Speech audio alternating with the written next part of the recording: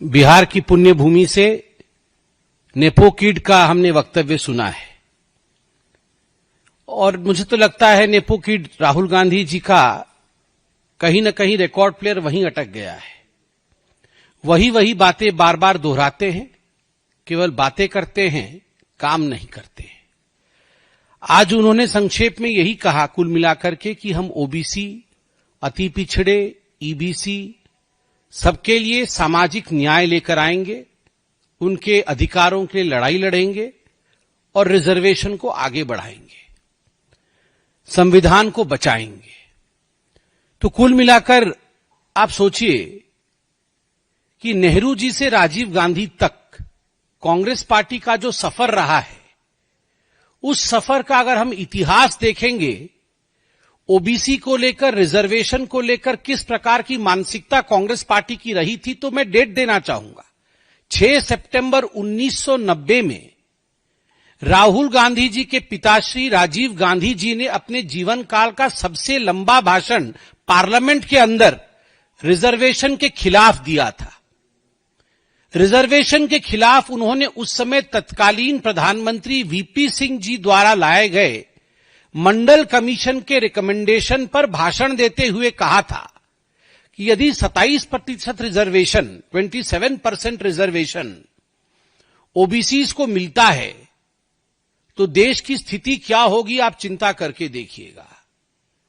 देश के हालात खराब हो जाएंगे, टैलेंट कॉम्प्रोमाइज हो जाएगा और हमें एक कास्टलेस सोसाइटी की तरफ जाना चाहिए, हमें कास्ट को बढ़ावा नहीं देना चाहिए। उन्होंने उस समय स्पष्ट रूप से ओबीसी के रिजर्वेशन के खिलाफ अपना मंतव्य रखा था, अपना भाषण दिया था। उस समय पिताजी ने ओबीसी के खिलाफ कहा और आज नेपो किड एक अलग ही अंदाज में ओबीसी के पक्ष में कह रहे हैं। ये वही लोग हैं, सोनिया जी तक शासन चला, मनमोहन जी तो प्राइम मिनिस्टर थे मगर बागडोर जो है वो सोनिया जी के हाथों में था। ओबीसी आयोग तक नहीं बनाया गया इन लोगों से। ओबीसी आयोग जिन लोगों ने नहीं बनाया, वो आज हमें यह भाषण दे रहे हैं कि हम आएंगे तो ऐसा होगा, हम आएंगे तो वैसा होगा। आप चिंता करके देखिए, इनकी जो अपीजमेंट की पॉलिटिक्स है वो केवल एक धर्म तक सीमित है। राजीव गांधी जी ने भी भाषण देते हुए सदन के अंदर 1990 में कहा था कि आप ओबीसी रिजर्वेशन मत लाइए, मुसलमान रिजर्वेशन का क्या होगा, मुस्लिम रिजर्वेशन के बारे में चिंता करिए। आज भी राहुल गांधी जी ने मुस्लिम रिजर्वेशन के बारे में बोला है। कर्नाटक के अंदर ये जो कास्ट सेंसस की बात हो रही है, कास्ट सेंसस नरेंद्र मोदी जी ने इसे स्थापित किया है, नरेंद्र मोदी जी ने डिक्लेयर किया है। हमारे देश के OBC prime minister Narendra Modi ji ने कास्ट सेंसस होगा इसका कुछ दिनों पहले ऐलान भी किया, पार्लियामेंट में यह घोषित हुआ। मगर कर्नाटक के अंदर जहां कास्ट सेंसस चलने की बात हुई थी, अभी तक उसके नतीजे क्यों नहीं आ पाए? क्यों दोबारा कास्ट सेंसस करना पड़ा? क्यों कांग्रेस के अंदर भी एक चुप्पी छाई हुई है? क्यों कांग्रेस के अंदर भी कहीं ना कहीं कर्नाटक में सुगबुगाहट है? क्या कारण रहा है कि कास्ट सेंसस के माध्यम से भी कर्नाटक में कांग्रेस पार्टी माइनॉरिटी अपीजमेंट में लगी हुई है? आप देखिए, कुर्बा क्रिश्चियन, ब्राह्मण क्रिश्चियन, वोकलिंगा क्रिश्चियन, ऐसा कास्ट आपने सुना है क्या कहीं? 26 ऐसे कास्ट उन्होंने कर्नाटक में बनाए हैं जिसके माध्यम से जिनको रिजर्वेशन मिलना चाहिए उनका हक छीन करके किस प्रकार से धार्मिक तुष्टीकरण किया जा सके, किस प्रकार रिलीजियस अपीजमेंट किया जा सके, उस दिशा में कांग्रेस बढ़ रही है कर्नाटक में। और इसी कारण से कांग्रेस के खेमे के अंदर भी कर्नाटक में एक अशांति है। आज राहुल गांधी जी ने कहा कि हम सरकार में यदि आएंगे तो जो गवर्नमेंट कॉन्ट्रैक्ट्स है उसमें हम रिजर्वेशन देंगे ओबीसी को, ईबीसी को। आप याद करिए, कर्नाटक में भी उन्हीं की सरकार है और वहां 4% का रिजर्वेशन गवर्नमेंट कॉन्ट्रैक्ट्स और टेंडर में केवल मुसलमानों को दिया गया। इस पर भी भारतीय जनता पार्टी ने अपना पक्ष रखा था कि यह घोर तुष्टीकरण का मामला है, तो स्वाभाविक रूप से यह जो आज आपको लॉलीपॉप दिखा रहे हैं, दरअसल यह अपीजमेंट के पीछे की पटकथा तैयार हो रही है। मैं यह भी कहना चाहता हूं कि चंद दिनों पहले, मुझे लगता है 3-4 दिन पहले, किसी एक चैनल में एनसीपी ने रिजर्वेशन को लेकर अपना मत रखा था। एनसीपी ने कहा था कि जेन जी रिजर्वेशन नहीं चाहती है और रिजर्वेशन समाप्त कर देना चाहिए। तो मैं तो राहुल गांधी जी से पूछना चाहता हूं, आप महाराष्ट्र में कुछ बोलते हैं, बिहार में कुछ बोलते हैं, ये दोनों तरफ से मोमबत्ती जलाना बंद करिए। जेन जी ये चाहती है कह के मोमबत्ती यहां से लगा देते हैं एनसीपी के माध्यम से, दूसरे ये चाहते हैं करके मोमबत्ती ऊपर से लगा देते हैं। तो ऊपर से नीचे से दोनों से अगर मोमबत्ती जलेगा तो दुनिया आपकी हिपोक्रेसी देखेगी। मुझे बहुत ही खेद के साथ कहना पड़ रहा है कि ये वही कांग्रेस पार्टी है जिन्होंने अपने ओबीसी राष्ट्राध्यक्ष को, सीताराम केसरी को, दोनों हाथ दोनों पैर पकड़ करके सोनिया जी के कहने के बाद उठा करके बाथरूम में बंद किया था। लिटरली बाथरूम के अंदर ही बंद किया था। मैं इसे अतिशयोक्ति के रूप में आप ना ले इसे, मैं झूठ नहीं कह रहा हूं। आप जाके देखिए एक ओबीसी राष्ट्र अध्यक्ष के साथ सोनिया जी ने किस प्रकार का बर्ताव कराया था। उनको हाथ पैर से उठा करके बाथरूम के अंदर बंद कराया गया था। और ओबीसी के कल्याण के मामलों को भी 75 वर्षों तक इसी कांग्रेस पार्टी ने एक कमरे के अंदर बंद करके रखा था। It took a OBC Prime Minister Narendra Modi ji to really think about the benefits that the OBC community can derive out of the Constitution of India. It took a Narendra Modi ji, for the first time he came out with 10% reservation for the EBCs. आप याद करिए 2019 में EBC के लिए जो 10% reservation medical में आया, ये पहली बार ये है PIB का, आपको याद होगा 27% reservation for OBCs and 10% reservation for economically weaker section in all India quota scheme for undergraduate and postgraduate medical dental courses. यह भी मोदी जी लेकर आए थे। मैं आपको याद दिलाना चाहूंगा कि 2019 में सेंट्रल एजुकेशनल इंस्टीट्यूशंस, क्योंकि आज एजुकेशनल इंस्टीट्यूशन की भी बात हुई, सेंट्रल एजुकेशनल इंस्टीट्यूशंस रिजर्वेशन इन टीचर्स काडर एक्ट, इसमें SC, ST और OBC reservation professor, associate professor और असिस्टेंट प्रोफेसर के लिए पहली बार उनकी नियुक्ति में रिजर्वेशन नरेंद्र मोदी जी के सरकार में आया। और आज तो मुझे बड़ा आश्चर्य हुआ, राहुल गांधी कह रहे थे कि देख रहे हैं ना यूपी में क्या हो रहा है, जात की आधार पे आपको प्रोटेस्ट करने नहीं दिया जाएगा यूपी में। मुझे तो समझ में नहीं आ रहा है, पिताजी आपके कास्टलेस सोसाइटी चाहते हैं और आप यहां कह रहे हैं जात के आधार पर प्रोटेस्ट होने चाहिए। देश में प्रोटेस्ट क्यों होने चाहिए? अगर देश में संविधान के राज के अंतर्गत गरीबों को अपना हक मिल रहा है, तो इस प्रकार से जो भड़काने वाले बयान आप राहुल गांधी दे रहे हैं, कभी हाइड्रोजन बॉम्ब और आज यूरेनियम बॉम्ब भी जुड़ गया है, मुझे लगता है इस प्रकार के बयानों से उन्हें बचना चाहिए। और कोशिश चाहे कितनी भी कर ले, नेपो किड्स ही रहेंगे। कोई भी जनरेशन उन्हें पसंद नहीं करेगा। बहुत बहुत धन्यवाद। कोई प्रश्न हो तो अवश्य पूछे।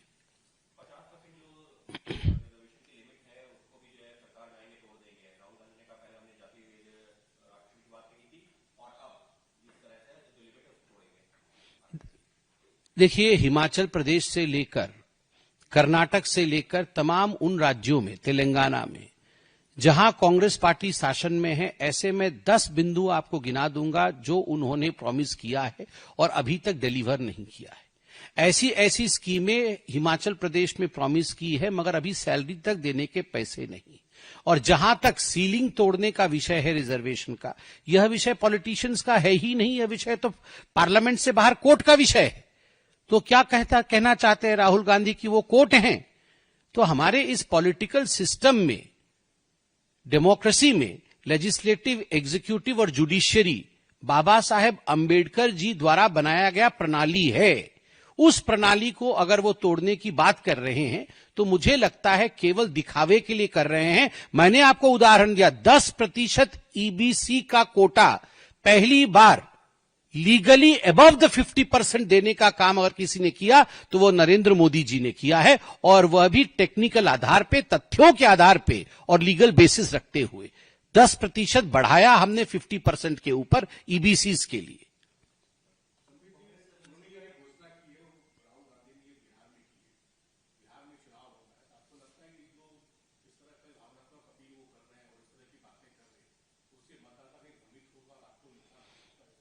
देखिए, मतदाता से बुद्धिमान कोई नहीं होता है, तभी उन्हें जनता जनार्दन अर्थात भगवान कहा जाता है।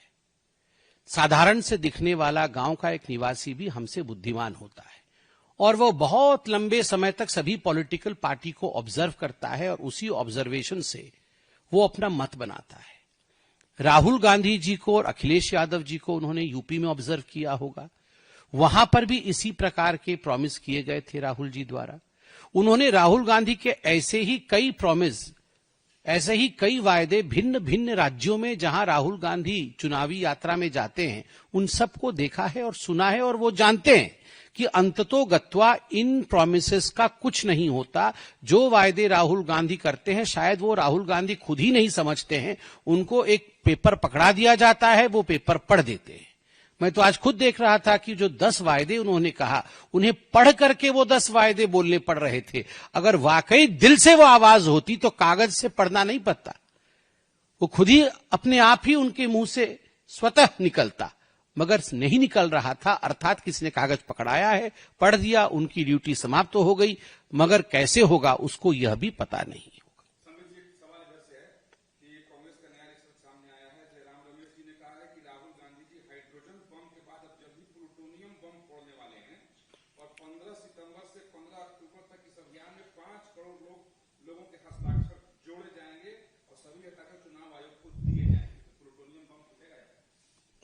सब देखिए फूटेगा ही, तो नवंबर के एंड में ही प्लूटोनियम बम फट जाएगा। जब हार जाएगी कांग्रेस पार्टी तो सभी बम एक ही साथ फटेंगे, चिंता मत करिए।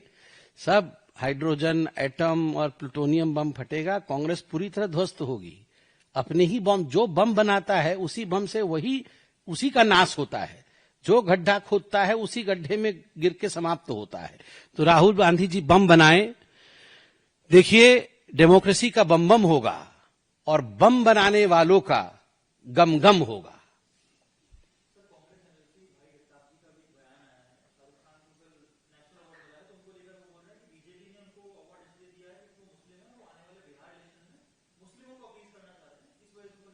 अब मुझे अब ये नहीं पता है।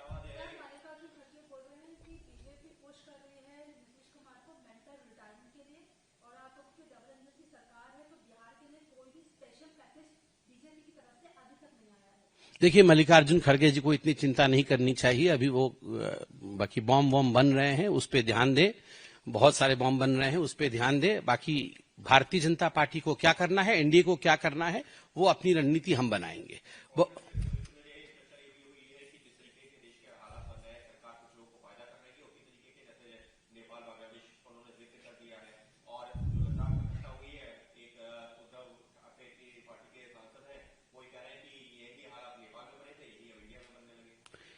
देखिए, इस प्रकार की जो सोच है, चाहे वो कांग्रेस पार्टी के कुछ नेताओं की हो, चाहे वो किसी भी पॉलिटिकल पार्टी के नेताओं की हो, कि वो नेपाल, बांग्लादेश इत्यादि की हालत भारतवर्ष में करेंगे, तो उनको याद होना चाहिए कि भारतवर्ष कोई 1947 के बाद बना हुआ देश नहीं है।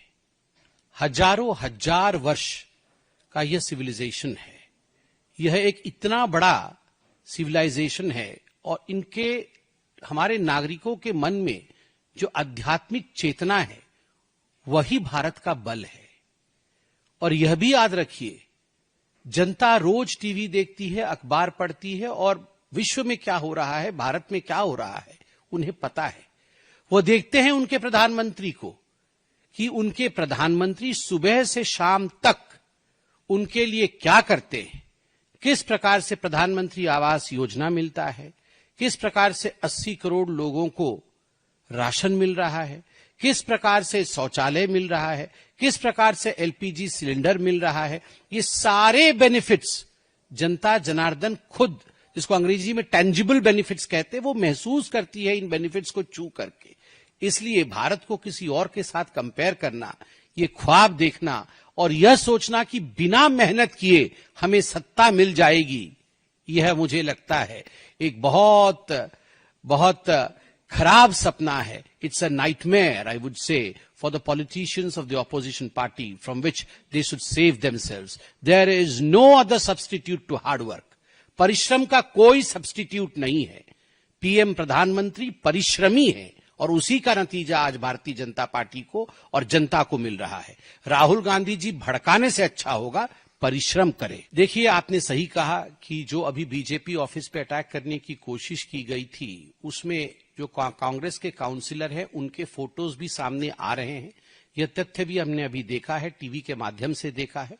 स्वाभाविक रूप से कांग्रेस पार्टी, खास करके राहुल गांधी, ये चाहते हैं कि देश में एक अफरा तफरी का माहौल वो बनाएंगे। मगर एक बात याद रखिए, ये कभी संभव नहीं है कि देश में अफरा तफरी का माहौल बने, क्योंकि भारतवर्ष के लोग शांति प्रिय लोग हैं और भारतवर्ष के लोग ये पार्थक्यता कर सकते हैं